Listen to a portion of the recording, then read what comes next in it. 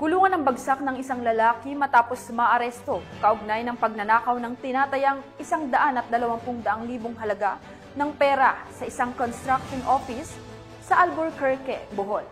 Yan ang tinutukan ni Patrolwoman Flora May Azares.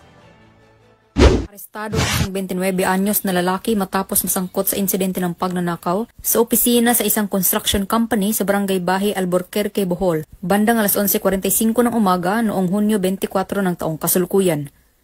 Kinilala ni Police Captain Jose Leandar R. Velasquez, Chief of Police ng Albuquerque Municipal Police Station, Bohol Police Provincial Office, ang suspect na si Gilbert, 29 anyos, residente ng Campao Oriental, Getafe, Bohol. Sa inisyal na ulat, personal na nagtungo sa himpilan ng pulisya ang isang empleyado upang iulat ang pagkasira ng pinto ng opisina at pagkawala ng pera ng kanyang amo na nagkakahalaga ng 120,000 pesos. Sa isinagawang verifikasyon sa CCTV footage, positibong kinilala ang suspect na si Gilbert, dating empleyado ng kumpanya. Agad na kumilos ang kapulisan upang tugisin ang suspect, natunton at naaresto ang suspect sa isinagawang follow-up operation. Kasalukuyang nasa kustodiya ng pulisya ang suspect habang inihahanda ang kaukulang kasong kriminal laban sa kanya.